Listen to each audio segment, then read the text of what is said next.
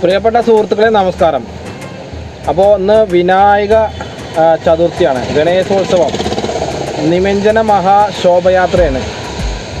1201 ചിങ്ങം 12 2025 August 28 വ്യാഴാഴ്ച മണ്ണാർക്കാട് നെല്ലിപ്പുഴയിൽ വെച്ചിട്ട് വിവിധ സ്ഥലത്തുനിന്നും വന്ന ഗണേശൻ്റെ, അതായത് ഗണപതിയുടെ വിഗ്രഹങ്ങളായിട്ടുള്ള ഘോഷയാത്ര ഇപ്പോൾ അവിടുന്ന് നെല്ലിപ്പുഴയിൽ നിന്ന് ആരംഭിച്ചിട്ടുണ്ട്. അപ്പോൾ ഞാൻ അതൊക്കെ ഒന്ന് വീഡിയോ എടുക്കാൻ പോയി. അപ്പോൾ ഓരോ ഭാഗത്തു നിന്ന ആൾക്കാർ, അപ്പോൾ ഈ മഴ ഭയങ്കര മഴയായിരുന്നു, മഴ അങ്ങനെ ചാറലും മഴ പെയ്യാത്തോര് അങ്ങനെ ആയിട്ടുള്ളൊരു പരിപാടിയായിരുന്നു.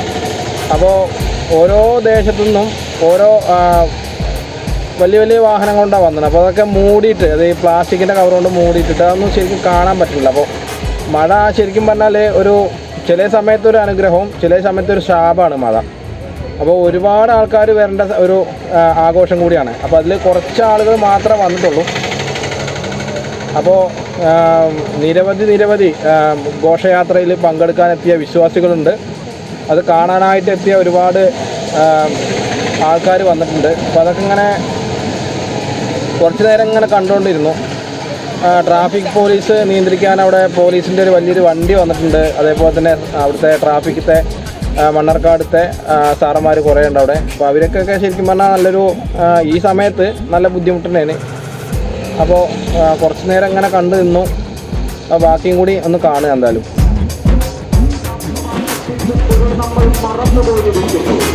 സനാതനമായ ധർമ്മത്തെ രക്ഷിക്കേണ്ടത് ഓരോ ഭാരതീയന്റെയും കർത്തവ്യമാണ്. ധർമ്മത്തെ രക്ഷിക്കാൻ, സംസ്കാരത്തെ രക്ഷിക്കാൻ, സനാതന മൂല്യങ്ങളെ ഉയർത്തിപ്പിടിക്കാൻ ഗണേശോത്സവത്തിന് ഒരു മണ്ണാർക്കാടിന്റെ നേതൃത്വത്തിൽ ഗണേശ നിരഞ്ജന മഹാഘോഷയാത്രയില മണ്ണാർക്കാടിന്റെ നഗര വീതികളെ ഭക്തിസാഗരമാക്കിക്കൊണ്ട് കടന്നു വരികയാണ്. അനുചേരുക ദേശീയതയുടെ ഭാഗമാകുക, രാഷ്ട്രത്തിന്റെ കാവലാളാകുക.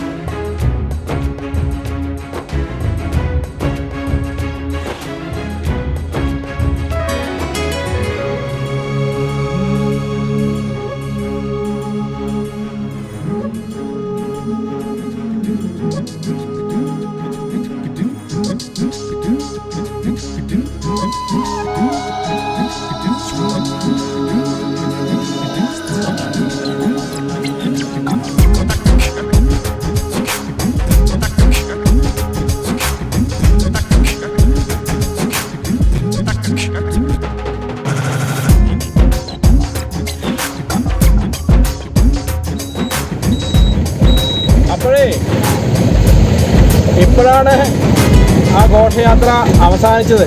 അപ്പോൾ ആൾക്കാരെ ഉണ്ടായിരുന്നില്ല, ആളുകൾ വളരെ കമ്മിയായിരുന്നു.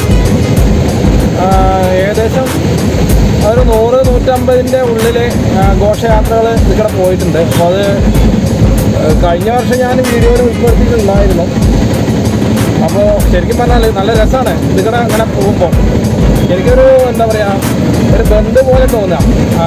ഹർത്താലിൻ്റെ ഒരു പ്രതീതി വൈകുന്നേരത്തെ അത് മഴ കാരണം അതും പിന്നെ പ്ലാസ്റ്റിക്കിൻ്റെ കൊണ്ട് മൂടി വെച്ചിട്ട് ശരിക്കത് ആൾക്കാർക്ക് അത് ഉൾക്കൊള്ളാൻ കഴിയുന്നില്ല. എന്നിരുന്നാലും നല്ല പാട്ടും ഡാൻസൊക്കെ ആയിട്ട് കുട്ടികളും അതേപോലെ മുതിർന്നവരും ഒക്കെപ്പാടായിട്ട് അടിപൊളിയായിട്ട് ആഘോഷിച്ചു എന്ന് കൂടിയും പറയാം. അപ്പോൾ നമുക്കൊരു ഓട്ടം കിട്ടിയിട്ടുണ്ട്. എവിടേക്കാണ് ഒന്നിക്കാനല്ല, ഞാൻ ഇപ്പോൾ ആശുപത്രി പോവാം. അപ്പോൾ നല്ല രസമായിരുന്നു കാണാൻ. എന്നിരുന്നാലും എന്തൊക്കെയോ ഒരു കുറവ് സംഭവിച്ച പോലെ, വല്ലാത്തൊരു എന്തൊക്കെയോ പോലെ. എന്നാലും ആഘോഷപരമായിട്ട് തന്നെ ആനന്ദപരമായിട്ട് തന്നെ അവരത് അവരുടെ എന്താ പറയുക ആ നിമഞ്ജന യാത്ര അടിപൊളിയാക്കി എന്ന് മാത്രമാണ് ഇപ്പോഴത്തെ ഒരു കാര്യം പറയുള്ളത്. പക്ഷേ ഞാൻ വേറൊരു കാര്യം ചോദിക്കുകയാണ്. അപ്പോൾ ഒരു പിന്നെ അതിലൊരു കൊടി ഇങ്ങനെ പാറുണ്ട്. സത്യം പറഞ്ഞാൽ നമ്മളൊരു ഹിന്ദു ആണ്, എന്നിരുന്നാലും എനിക്കറിയില്ല, അറിയാണ്ട് ചോദിക്കാണ് കേട്ടോ. ഇനിയിപ്പോൾ അതിന് പഞ്ഞിക്കിടാൻ വരരുത്.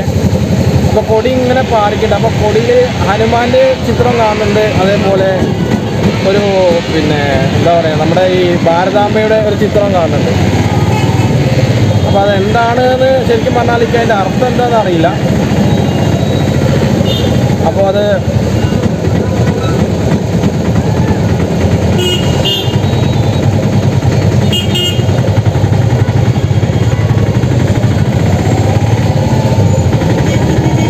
എന്തായാലും അങ്ങനെ ഇന്നത്തെ ദിവസമാണ് പോയി എന്ന് പറയാം. ഈ മഴയും കൊണ്ടാണ്, അല്ലെങ്കിൽ ഇതിനേക്കാളും ആൾക്കാരുണ്ടാവും.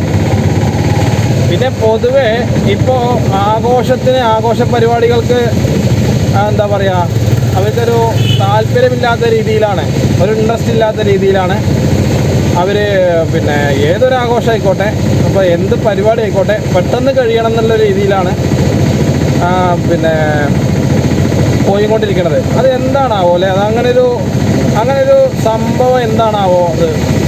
അപ്പോൾ നമ്മൾ ചിന്തിക്കേണ്ട കാര്യം എന്താ വെച്ച് കഴിഞ്ഞാൽ, കാലം എന്ന് പറഞ്ഞൊരു സംഭവമല്ലേ, കാലചക്രം എന്ന് പറഞ്ഞൊരു സംഭവമുണ്ട്. അത് നമ്മൾ ശരിക്കും പറഞ്ഞാൽ ഒന്നിനും കണക്ക് ചോദിക്കാതെ, കണക്ക് പറയാതെ ഒരാളെയും വിട്ടിട്ടില്ല കേട്ടോ.